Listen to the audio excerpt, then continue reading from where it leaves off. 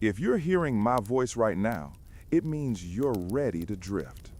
To drift into a place where the earth itself becomes your pillow, where every fact is a soft whisper, every detail a gentle hand, and every moment takes you deeper and deeper into rest. So take a slow breath in, hold it, and let it float out like mist rising from a quiet morning lake. Because tonight, the earth has stories to tell you.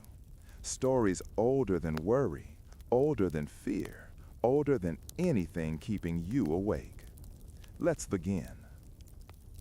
The year 1848 was dying in a fit of gray sleet, and Boston felt less like a city and more like a tomb constructed of brick and cobblestone.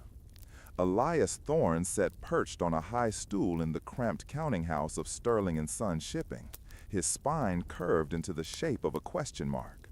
The air in the room was stale, thick with the smell of wet wool, coal dust, and the acrid tang of cheap ink. For 10 years, this had been his world. A ledger spread open like a dead butterfly, columns of numbers that refused to balance, and the rhythmic scratching of his quill, the only sound that marked the passing of his youth. Outside, the wind howled off the harbor, rattling the single grime-streaked window pane. Elias dipped his pen, the nib hovering over a debit entry for 3 crates of textiles lost at sea. He stared at the ink, black, permanent, unforgiving. It was a liquid chain that bound him to this desk, to this city, and to a life of genteel poverty that choked him a little more each day. Thorne! The bark of Mr. Sterling snapped Elias's head up. The owner of the shipping line, a man whose waistline had expanded in direct proportion to his profits, stood in the doorway, brushing snow from a beaver pelt coat. Sir, the manifest for the Lady Jane, is it reconciled? Nearly, sir. Just the matter of the textiles. Forget the textiles. Write them off. We have bigger concerns. The harbor is in a frenzy today. You'd think the Messiah himself had walked across the Atlantic. Sterling grunted, moving toward his private office. Fools, every last one of them. Elias frowned, wiping a smudge of ink from his thumb. Fools, sir? Sterling paused, a cynical sneer curling his lip. Haven't you heard the shouting in the street, Thorne? The president confirmed it yesterday. Polk, that man has finally done something other than start wars. He gestured vaguely toward the west. California. Colonel Mason sent a report. They say the rivers are bleeding gold. Men are pulling it out of the mud with teaspoons. Elias felt a strange, cold prickle at the base of his neck. He had heard the rumors, of course. Whispers in the tavern, headlines in the penny papers that seemed too fantastic to be true. But for a man like Sterling, a pragmatic capitalist, to acknowledge it meant the fantasy had teeth. Gold, Elias whispered, the word feeling foreign in his mouth. Don't get any ideas, Thorne, Sterling warned, narrowing his eyes. It's a fever. It'll kill more men than it makes rich. You stay here, keep your head down, and be grateful for your $2 a week. A steady wage is better than a gambler's grave. The door slammed shut. Elias looked back down at his ledger. The numbers blurred. For the first time in a decade, the safety of the counting house didn't feel like security. It felt like a cage. The walk home that evening was brutal. The gas lamps flickered against the biting wind, casting long, dancing shadows on the snow. Elias clutched his coat collar tight, his boots leaking freezing slush with every step. He stopped at the Crimson Barrel, a tavern near the docks, intending only to warm his hands for a moment before facing the drafty silence of his apartment. The tavern was usually a place of sullen drinkers and quiet desperation, but tonight it was a riot. Men stood on tables, waving newspapers. Strangers embraced. The air smelled of tobacco smoke, roasted meat, and hysteria. I'm telling you, it's the size of a hen's egg, a sailor shouted near the hearth, holding up a crude sketch. My cousin wrote from Monterey. He says you don't even need a shovel, you just need a sack. Elias pushed through the crowd, his heart hammering against his ribs. He wasn't a reckless man. He was a bookkeeper. He dealt in facts, in hard data. But the energy in the room was infectious. It was a mass intoxication. Elias! Elias Thorne! A voice called out from the corner. Elias squinted through the haze of smoke to see the postmaster, a wizened old man named Mr. Abernathy, waving a stained envelope.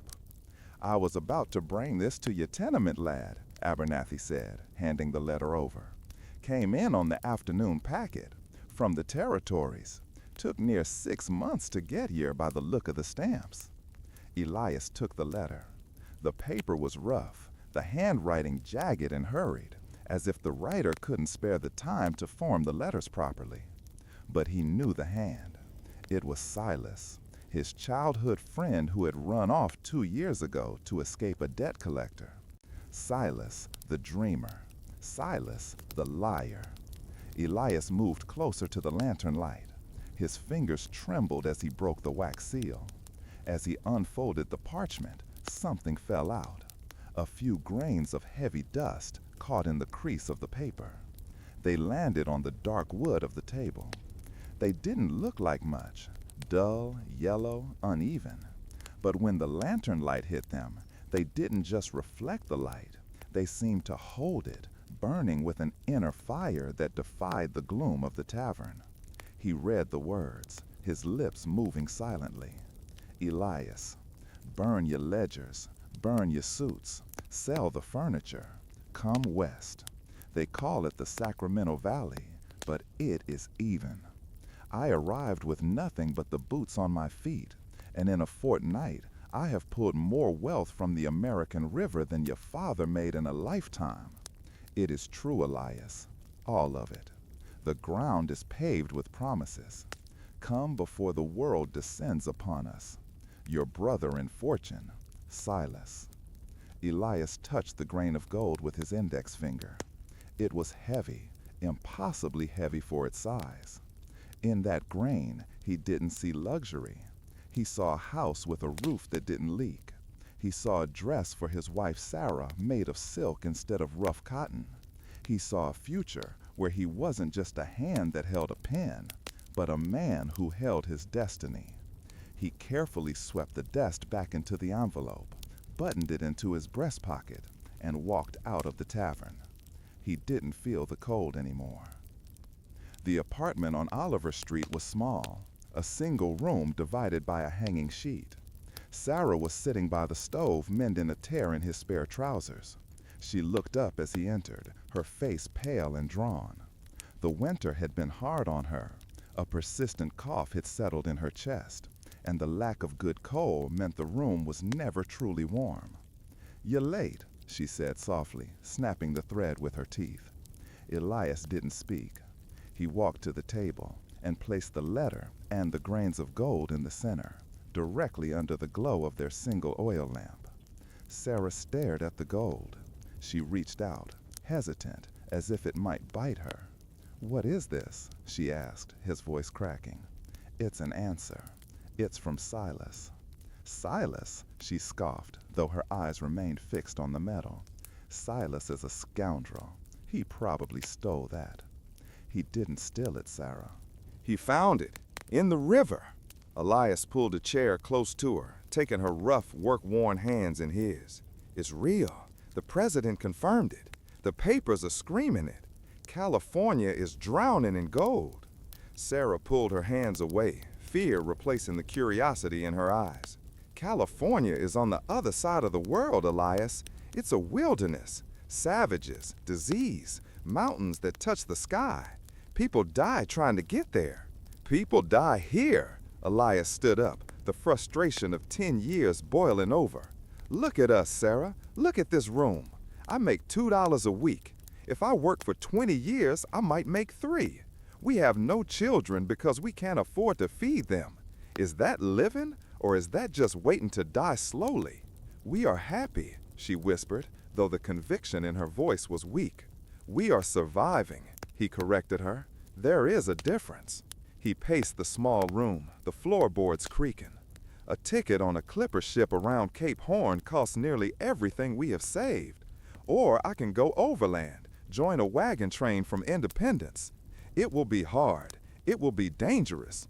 But if I stay here, I will hate myself. And eventually, you will hate me too, for keeping us in this squalor when I had a chance to change it. Sarah looked at the gold again. She looked at the damp stains on the wallpaper, the empty larder, the weary slump of her husband's shoulders.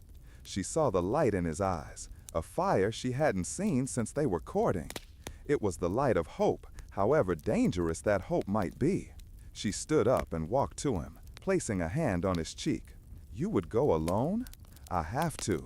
It's no place for a woman, not yet. I will go, I will stake a claim, and I will send for you. I promise you, Sarah, I will build you a palace on the Pacific. I don't want a palace, Elias, she said, tears spilling onto her cheeks. I just want you to come back. I will, he vowed, pressing his forehead against hers. I will come back a king. The decision, once made, moved with the speed of an avalanche.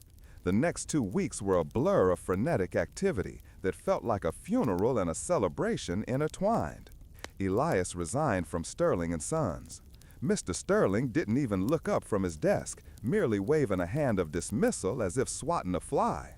Don't come crawling back when you're starving, Thorne, was his only goodbye. They sold what they could. The mahogany clock Elias's grandfather had left him, the silver candlesticks, the heavy wool blankets. Every object converted into currency, every memory liquefied to fund the future. Elias purchased a sturdy Colt revolver, a hunting knife, heavy boots, and a ticket on a train bound for Independence, Missouri, where the wagon trains gathered like armies preparing for invasion. The night before his departure, the city of Boston was hit by a blizzard. The wind shrieked like a banshee, burying the streets in white. Inside the apartment, the mood was heavy. They didn't speak much.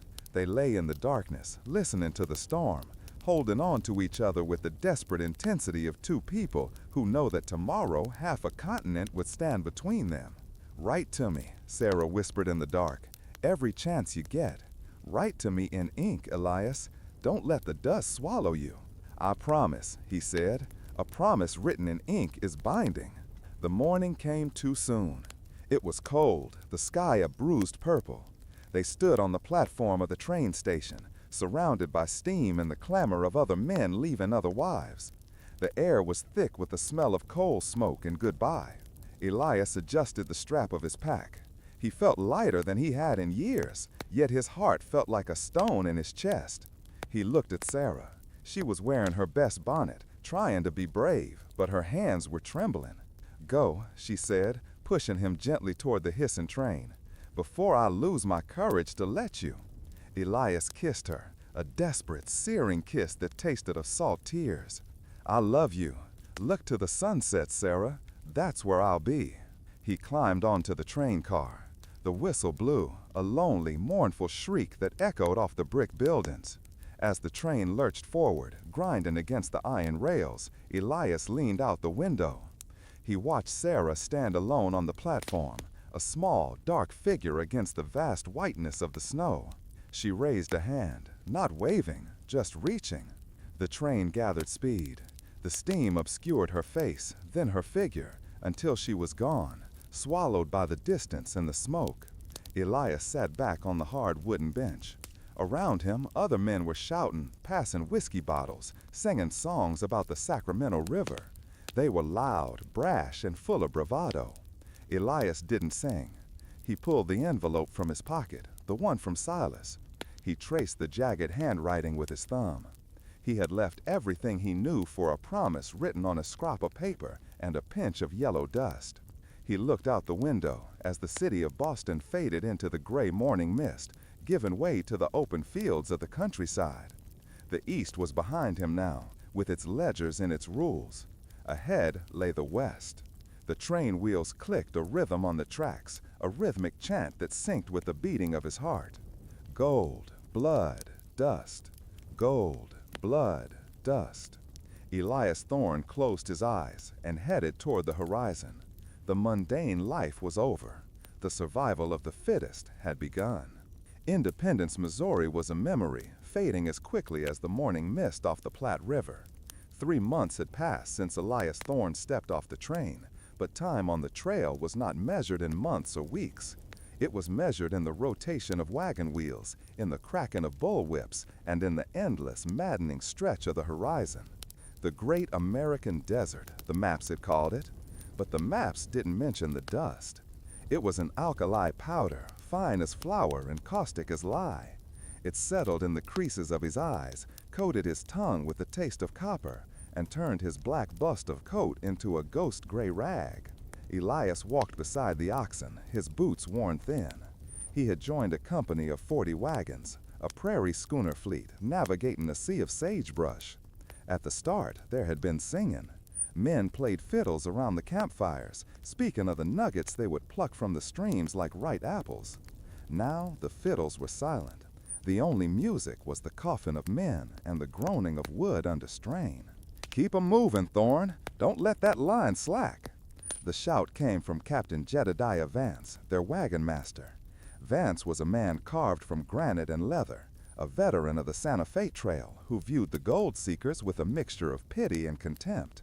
Elias cracked his whip, awkwardly at first, but with growing precision. "Hiya! Get on!" he rasped. His voice had changed.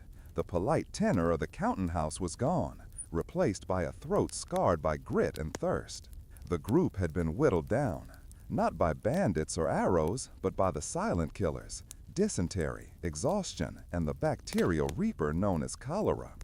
It struck in the Nebraska territories, swift and indiscriminate. Elias's traveling companion was a young man named Thomas Miller, a school teacher from Ohio with a face full of freckles and a head full of romantic poetry. Thomas had brought a small library with him, insisting that civilization must be carried west. One evening, near Chimney Rock, a spire of stone piercing the sky like a warning finger, Thomas complained of a stomach cramp. By midnight, his skin was blue and cold to the touch. By dawn, he was gone. There was no time for a proper funeral. The wagon train couldn't stop. To stop was to starve. Elias stood over the shallow grave they had dug in the hard pan earth. They placed heavy stones over the mound, though Elias knew it was a futile gesture.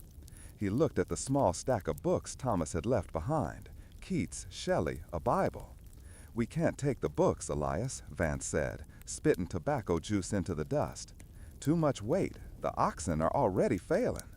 Elias looked at the books, then at the vast, uncaring emptiness of the prairie. He picked up the volume of Keats, tore out a single page, and let the wind take it. Then he left the rest in the dirt. "Let's go," Elias said. He didn't cry. He found he couldn't. The tears had evaporated, leaving only a dry, hard resolve.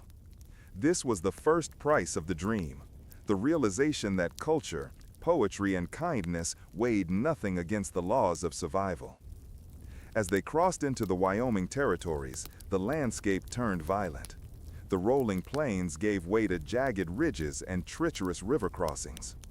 The Sweetwater River was deceptive. It sparkled under the sun, inviting and cool, but the current was strong enough to snap an axle. It was here that the shedding began in earnest.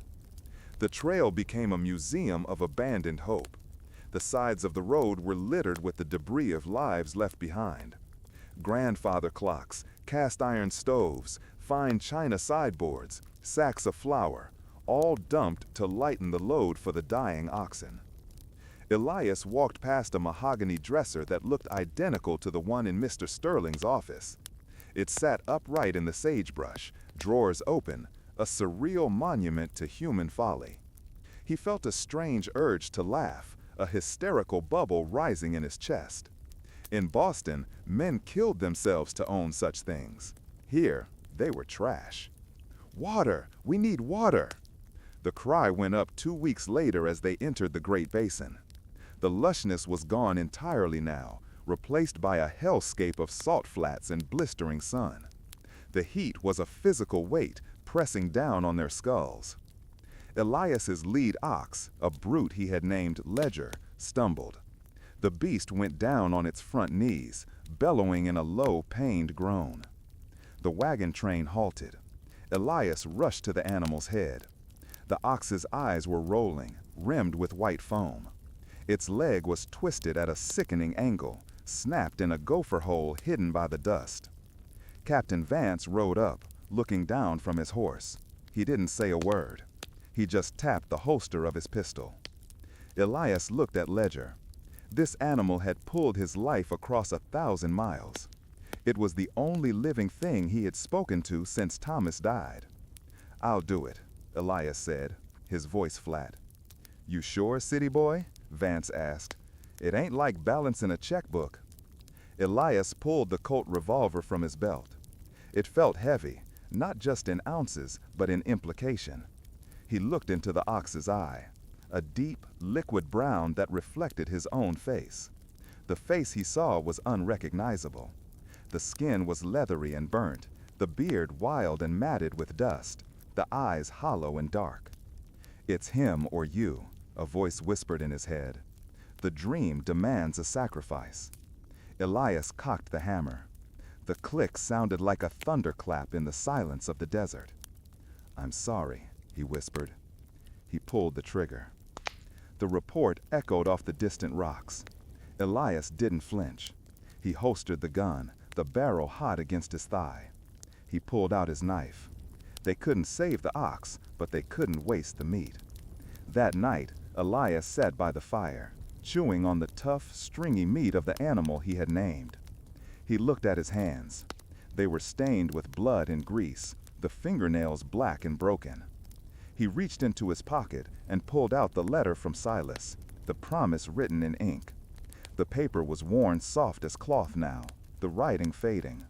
He touched the spot where the gold dust had once been. He remembered Sarah.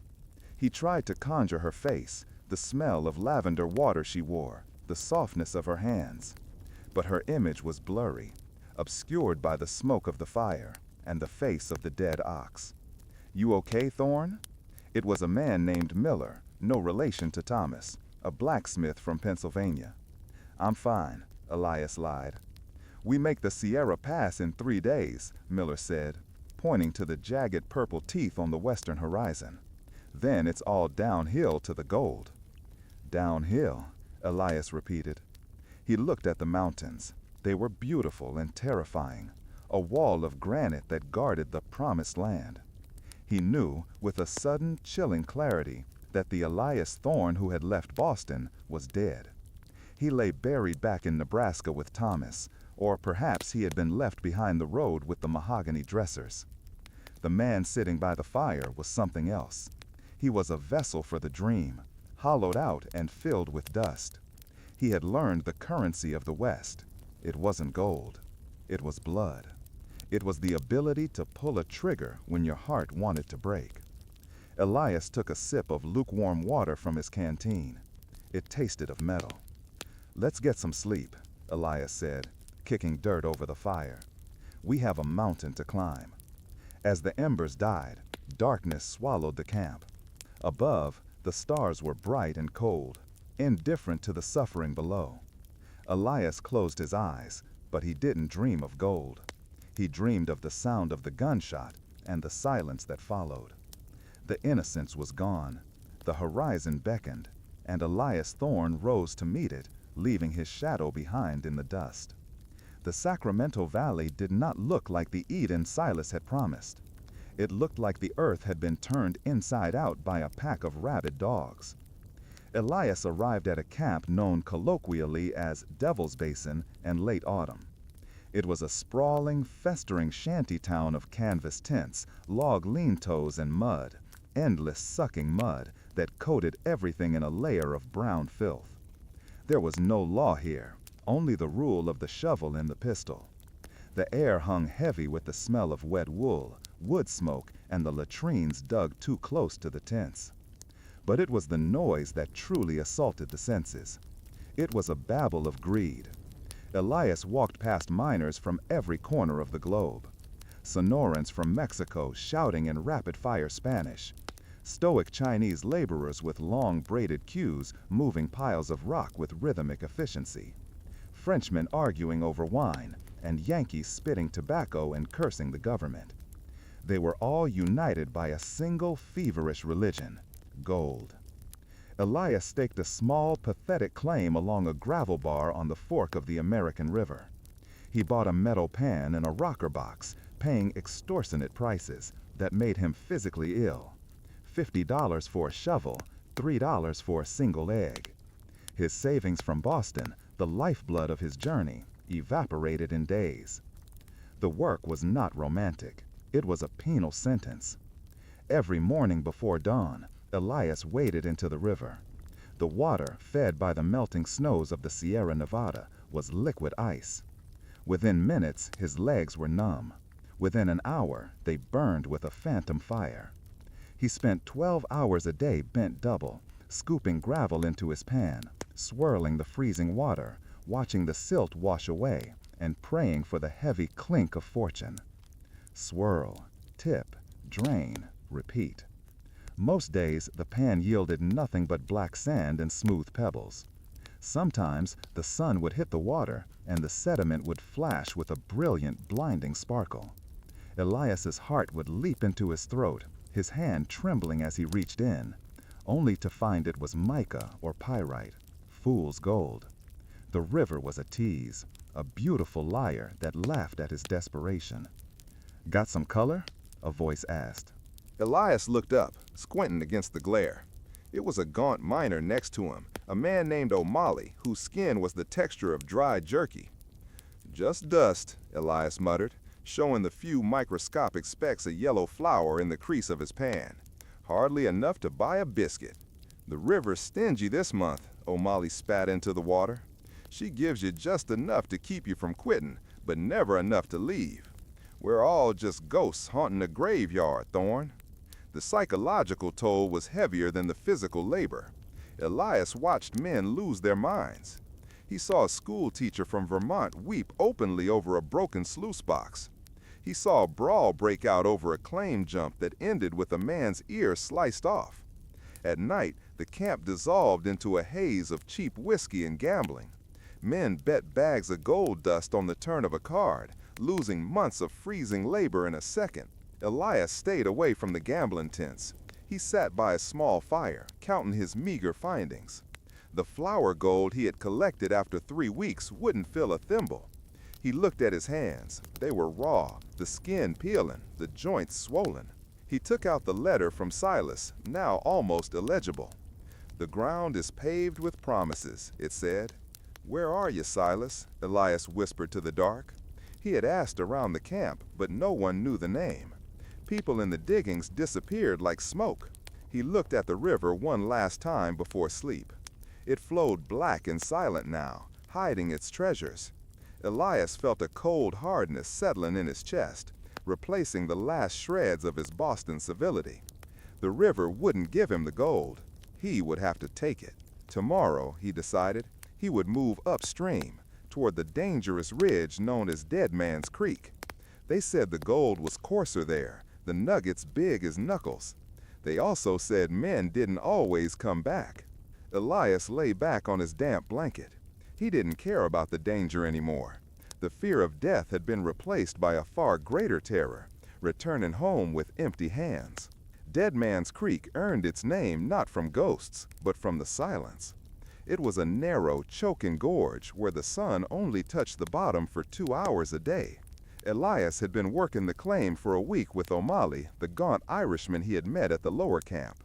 They had formed a pact of necessity. 2 shovels moved more dirt than one, and 2 guns slept safer than one. It happened on a Tuesday, under the shadow of a looming pine. Elias drove his pickaxe into a fissure of quartz that ran through the slate bank like a scar. The rock split with a wet crack. He didn't see dust. He saw a vein. It was thick as a man's thumb, a jagged ribbon of pure, buttery metal snaking through the quartz. Elias froze. He reached out, his breath catching in his throat, and pried a chunk loose. It fell into his palm, heavy, warm, and undeniable. It wasn't a few grains. It was the mother lode. This single pocket was worth more than Sterling & Sons made in a year. "Sarah," he whispered, the name escaping his lips like a prayer. "You found it, didn't you?" The voice came from behind him. It wasn't the excited shout of a partner. It was cold, flat, and stripped of all friendship. Elias turned slowly. O'Malley stood 10 paces away. He wasn't looking at the gold. He was looking at Elias's chest. In his hand, a heavy dragoon pistol was leveled, the hammer pulled back with a mechanical click that echoed off the canyon walls. "O'Malley," Elias said, his hand closing tight around the nugget. "Look at this. There's enough here for both of us. We can go home like kings." "Kings don't share, Thorne," O'Malley said, his eyes dead and watery. "And I ain't going back to split a pot. I got a wife in Dublin I haven't seen in 5 years. I got debts that would drown a whale. This claim? This is my life." "We shook hands," Elias said, his voice hardening. He felt the weight of his own Colt revolver on his hip, the leather warm against his leg. "Gold washes away promises," O'Malley spat. "Drop the rock. Step away from the wall. I'll make it quick. Better than the cholera." Elias looked at O'Malley. He saw the desperation, the madness that the creek had carved into the man's soul. But Elias also saw something else, a slight tremor in O'Malley's hand. The Irishman was a miner, not a killer. Elias, however, had left his hesitation on the Nebraska plains with a dying ox. "I can't do that, O'Malley," Elias said softly. "Don't be a fool, Elias. Elias moved. It wasn't the clumsy motion of a Boston clerk. It was the instinct of a survivor. He dropped to his knees in the mud, just as O'Malley's pistol roared. The bullet shattered the slate rock where Elias's head had been a second before, spraying stone shrapnel. Elias drew his Colt in one fluid motion. He didn't aim for the leg or the arm.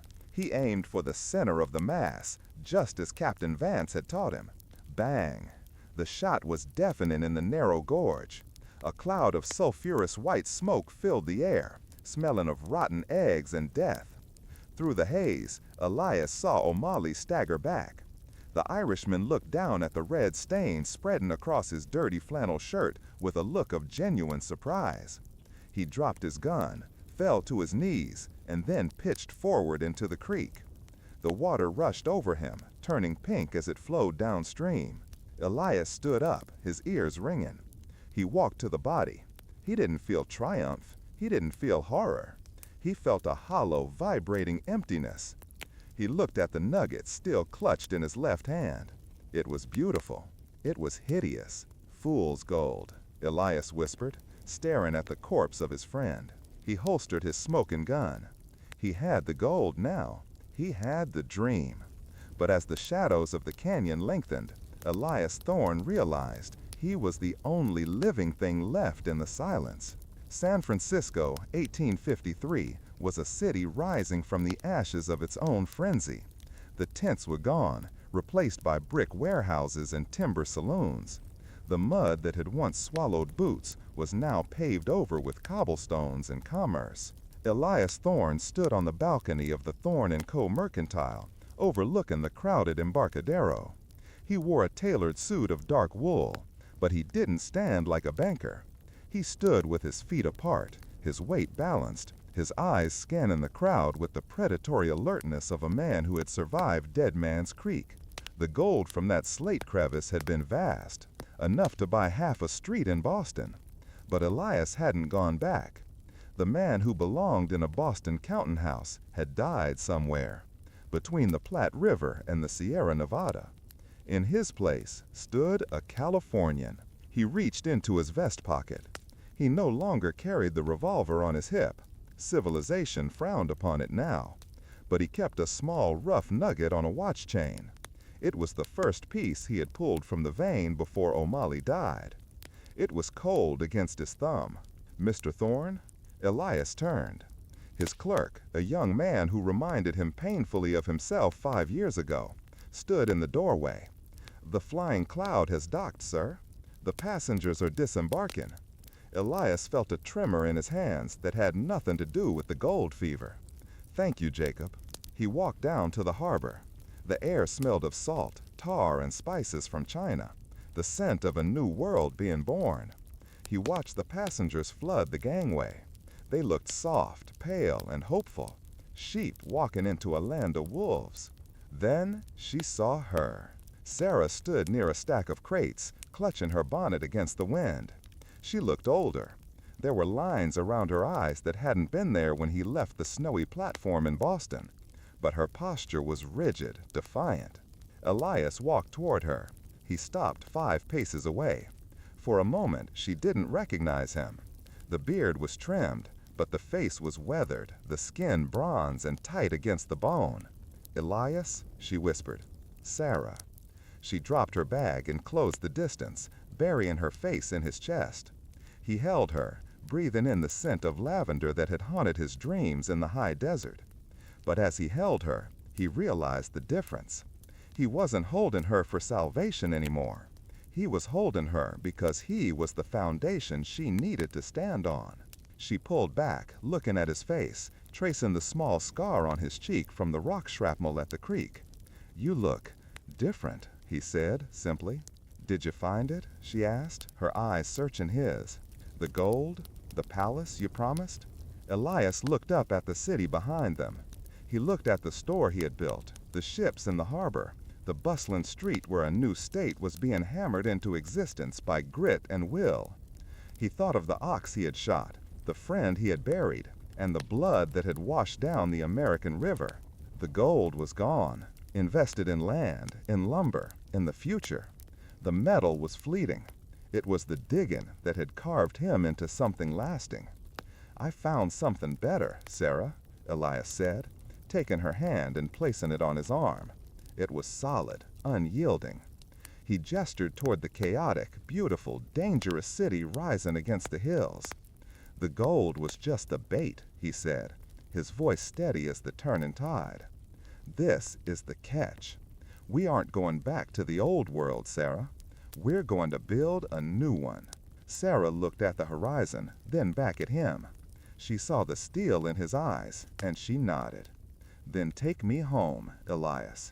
They walked together into the crowd, not as dreamers chasing a glitter in the dust, but as pioneers walking on solid ground.